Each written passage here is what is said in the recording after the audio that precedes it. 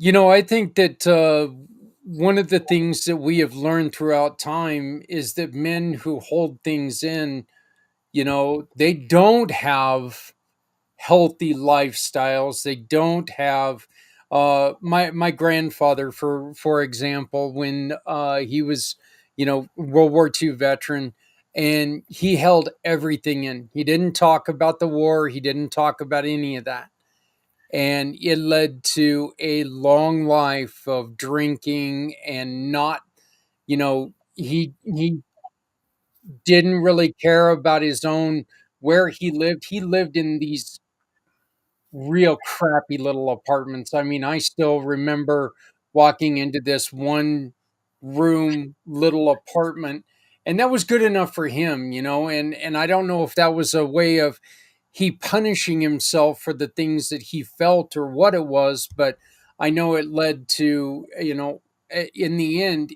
that all led to part of his demise, and it was something that suck it up, buttercup, or rub a little dirt in it and get up off the ground and do what you do. These are all something that those are really bad ways of dealing with things, right? Massively, Zach. And you've said such a lot in a short period of time there, and I'll try and unpack bits of that. To be honest, one of the things what men seem or do not even seem do struggle a lot with is something called shame. And shame is a it's not even a feeling, it's a really strong emotional response. And if you were to look at a dictionary definition of what shame is, it's basically the judgment of all of yourself, the whole bit of yourself, every last bit, everything you do, what you say, how you act, how you move. It's the Hmm. entirety of who you are. And a lot of men drop into that aspect of shame, and it's different from guilt. Guilt is if you've done something wrong that has been judged to be wrong and you want to make amends. Whereas shame's different. Shame is literally the entirety of you is bad or awful or whatever it is. And what's really interesting, and you touched upon it there with what you're talking about. Was it your dad or your granddad you were talking It about was there? my grandfather. Yeah, my About, granddad. about your Yeah. grandfather, that classic example. Men find themselves perhaps doing things they aren't proud of. We put it in that way, and then they feel they've got to punish themselves for it, and that's what shame is. But what's really interesting, Zach, is when you peel back, and we've touched on it a bit here, when you peel back through that emotion of shame, of that judgment, because it is a judgment, is what's behind that. And what I mean, what's behind that, Zach, is that, and we're talking a bit about before, as men, we carry these stories. We carry these stories in our head. And when we come into this world, like your granddad and yourself and me and anybody else who's a male, we come into this world as a blank slate, almost like a clean slate.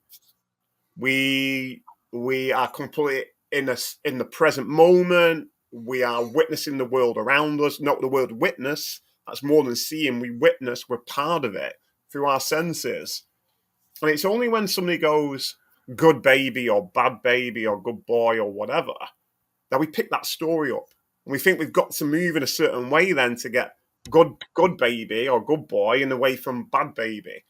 And all these stories start to line up, and then they build into obviously what we're talking about here. And at some point, your granddad would have had a story. You need to go and fight for your country because that's what men do. Whether you wanted to Hmm. do that or not, that story has been really imprinted in there. That he's gone off and done that, and hence that goes into it. But the interesting thing, what happens, and again, we'll touch more into this, as we pick up these stories as men and we play them in our head, whether we realize it or not, our physical body reacts to them, Zach.